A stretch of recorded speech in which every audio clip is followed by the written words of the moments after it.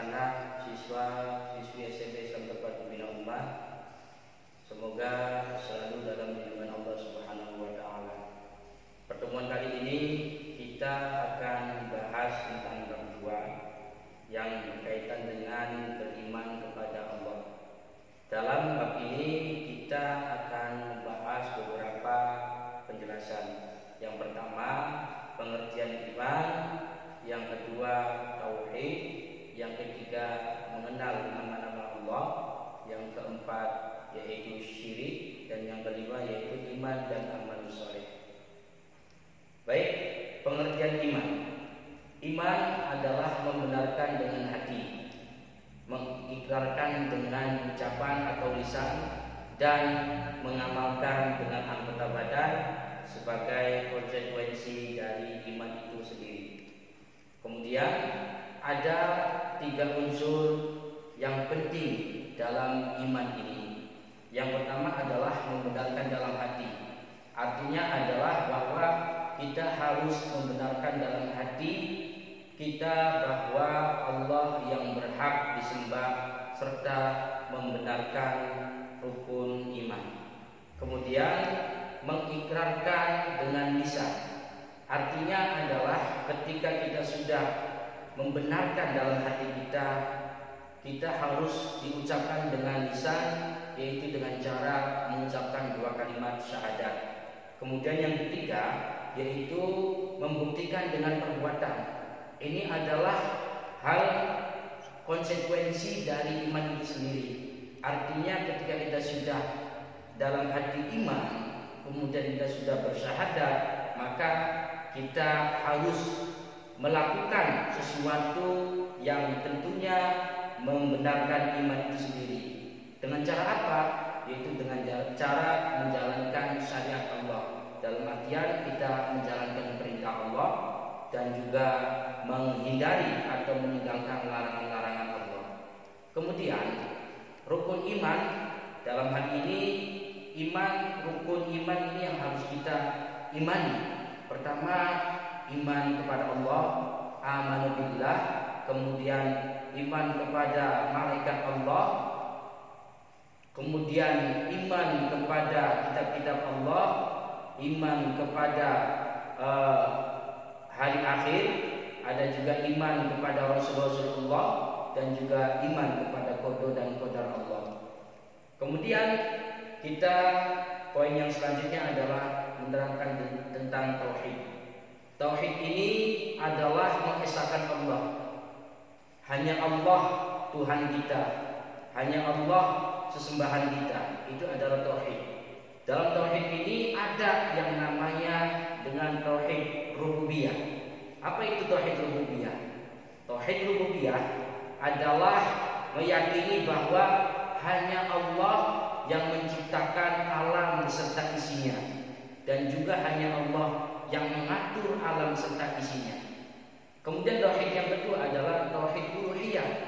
Ini kalau kita lihat dalam surat Al-Fatihah, iyyaka na'budu wa iyyaka nasta'in. Artinya adalah bahwa hanya Allah yang wajib kita sembah, hanya Allah yang wajib kita ibadahi, dan juga hanya Allah yang wajib kita mintai pertolongan atau kita bergantung kepada Allah. Kemudian tauhid asma wa sifat. Ini artinya adalah bahwa Allah memiliki nama-nama yang sempurna, nama-nama yang bagus. Nah, ini kalau bicara dengan nama, ini biasanya dengan karakter. Nah, ini Allah memiliki sifat kesempurnaan, baik itu nama maupun sifat-sifat itu sendiri. Itu yang namanya dengan tauhid asma wa sifat. Kemudian selanjutnya adalah syirik. Syirik ini dibagi menjadi 2. Ada syirik besar, ada juga syirik kecil. Apa itu syirik besar? Kalau syirik besar ini adalah menyaingi rububiyah Allah. Artinya bahwa kita meyakini bahwa ada selain Allah yang menciptakan, atau ada yang selain Allah yang mengatur di kehidupan kita. Ini berarti ini namanya syirik besar. Kemudian selanjutnya adalah yang terkait dengan syirik besar adalah menyayangi uluhiyah Allah, bahwa kita menyembah selain Allah, kemudian kita meminta pertolongan selain Allah. Nah, ini menunjukkan sifat syirik besar.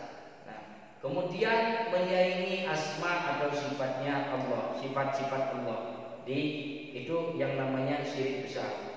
Kemudian selanjutnya adalah syirik kecil. Apa itu syirik kecil? Syirik kecil adalah setiap perkara yang dilarang oleh agama kemudian menjadi sebab. Apa sebab apa? Sebab terjerumusnya dalam kemusyrikan besar. Seperti apa? Contoh misalkan bersumpah dengan nama selain nama Allah. Selanjutnya, bahaya syirik. Apa sih yang membahayakan ketika seseorang sudah syirik musyrik? Yaitu dengan pertama, merupakan dosa besar dan tidak diampuni oleh Allah Subhanahu wa taala. Ketika sampai akhir hayatnya dia tidak bertobat, maka Allah akan dosa-dosanya tidak akan diampuni. Kemudian bahaya selanjutnya adalah menghilangkan seluruh kebaikan yang pernah dilakukannya. Selanjutnya adalah bahaya syirik, yaitu dia akan kekal di dalam neraka. Kemudian pembahasan selanjutnya adalah iman dan amal soleh. Iman dan amal soleh ini adalah dua hal yang saling berkaitan dan tidak bisa dipisahkan. Ketika orang itu dikatakan orang beriman, maka dia harus melakukan amal soleh. Ketika dia hanya iman saja, akan tetapi ia tidak melakukan amal soleh, maka dia belum dikatakan dengan iman. Contoh, misalkan dia beriman kepada Allah, beriman kepada malaikat Allah, tapi dia tidak melakukan sholat, dia tidak melakukan ibadah puasa, maka ini belum bisa dikatakan dengan iman. Walladzina amanu wa 'amilus sholihati ulaika ashabul jannah hum fiha khalidun. Dan orang-orang yang beriman serta beramal soleh, mereka itu penghuni surga, mereka kekal di dalamnya.